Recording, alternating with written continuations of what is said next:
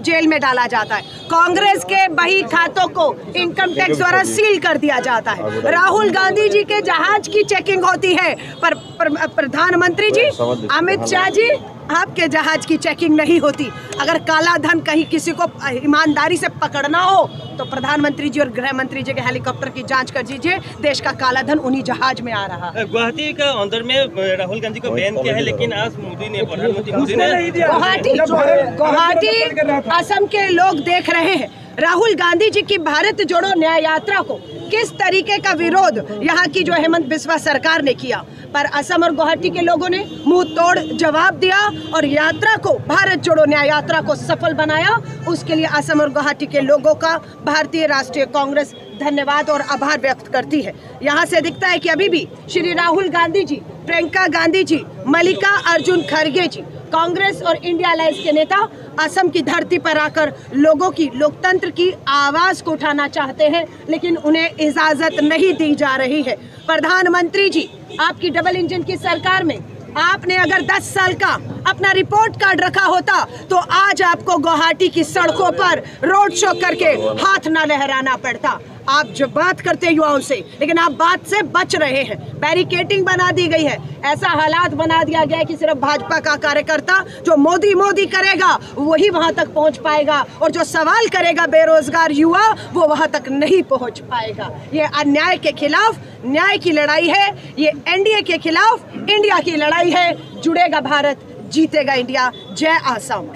Ma'am, CA और NRC Assam में दो बड़ा मुद्दा रहा, लेकिन जो नेशनल ये सीए एनआरसी ये सब असम गुवाहाटी देश के मुद्दे नहीं है, ये भाजपा की बांटने की राजनीति के मुद्दे हैं।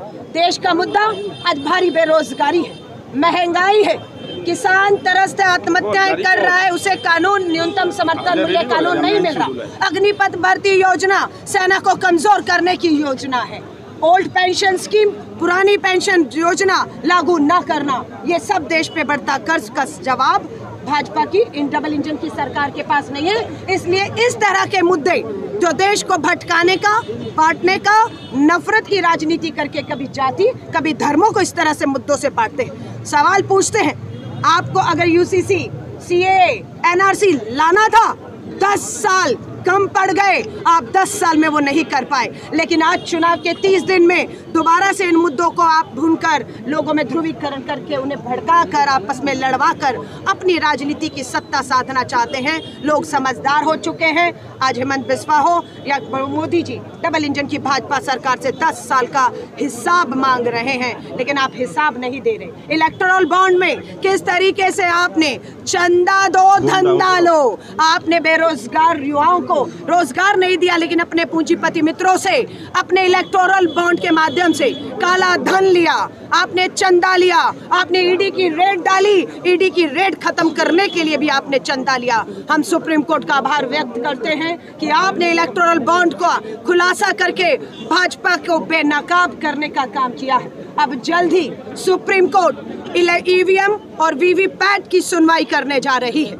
हमें मालूम है भाजपा इलेक्टोरल बॉन्ड की तरह वीवीपैट का खुलासा ना हो, लोगों को जानने का हक जिसे वंचित रखना चाहती है, जिसके लिए वो विरोध कर रही है। पर भारतीय राष्ट्रीय कांग्रेस और इंडिया गठबंधन इलेक्टोरल बॉन्ड के खुलासे के साथ खड़ा था, हमारी जीत हुई। हम अब भी वीवीपैट, बिल्कुल एक मतदाता को जानने का हक है, देखने का हक है कि ईवीएम में उसने जिस का बटन दबाया है, क्या वीवीपैट की पर्ची भी वही जा रही है या कहीं और जा रही है। हमें विश्वास है ये दूसरा झटका भाजपा को सुप्रीम कोर्ट से लगने जा रहा है। लोकतंत्र की जीत होगी। जय संविधान, जय लोकतंत्र।